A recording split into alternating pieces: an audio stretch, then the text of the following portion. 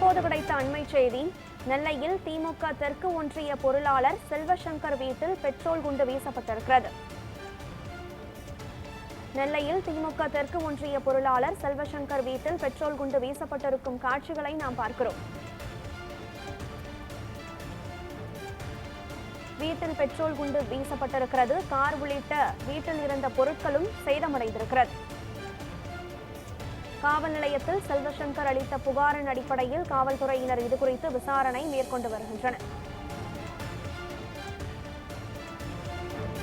நெல்லையில் திமுக நிர்வாகி செல்வசங்கர் வீட்டில் பெட்ரோல் குண்டு வீசப்பட்டிருக்கிறது.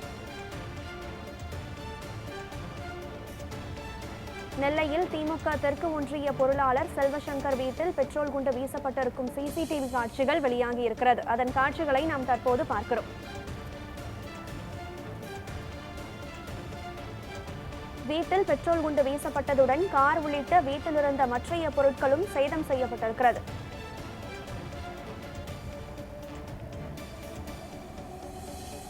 திமுக நிர்வாகி வீட்டில் பெட்ரோல் குண்டு வீசப்பட்டிருக்கிறது. நெல்லையில் திமுக நிர்வாகி செல்வசங்கர் வீட்டில் பெட்ரோல் குண்டு வீசப்பட்டிருக்கிறது. அது குறித்த சிசிடிவி காட்சிகளும் வெளியாகியிருக்கிறது. இது குறித்த கூடுதல் விவரங்களுடன் இணைகிறார் நமது செய்தியாளர் ஆல்வின். ஆல்வின், வணக்கம். பெட்ரோல் குண்டு வீசியவர்கள் யார் என்பது குறித்த விவரங்கள் தெரிய வந்திருக்கிறதா? மேலும் போலீசாரினுடைய விசாரணையில் ஏதேனும் விவரங்கள் தெரிய வந்திருக்கிறதா?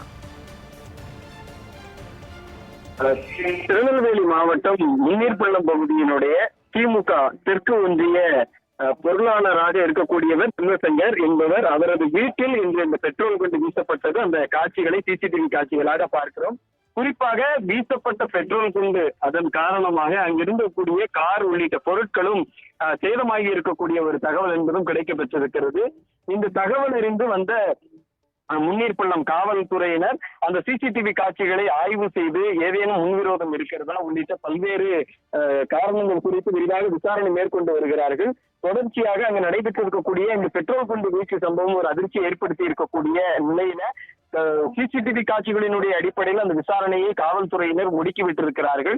குறிப்பாக செல்வசங்கர் என்பவரது மனைவி முன்னீர்பள்ளம் ஊராட்சியினுடைய உறுப்பினராக இருக்கிறார் என்றும் தகவல் என்பது சொல்லப்பட்டிருக்கிறது. அந்த வகையில வேறு ஏதேனும் காரணங்கள் இருக்கிறதா, அரசியல் ரீதியிலான பின்புலம் காரணமாக இது போன்ற பெட்ரோல் குண்டு வீச்சு சம்பவங்கள் நடைபெற்றிருக்கிறதா என்பது குறித்து காவல்துறையினர் விசாரணை மேற்கொண்டிருக்கிறார்கள்.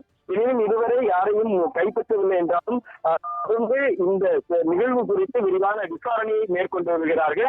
விரைவாக இந்த பெட்ரோல் குண்டு வீச்சு சம்பவத்தில் ஈடுபட்ட நபர்களை கைது செய்வோம் என்று காவல்துறை தரப்பில் நம்பிக்கை என்பது தெரிவித்திருக்கிறார்கள்.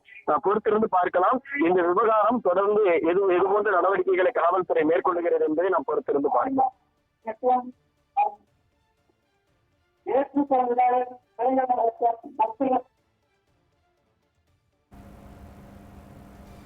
விவரங்களை வழங்கியமைக்கு நன்றி ஆல்வின்.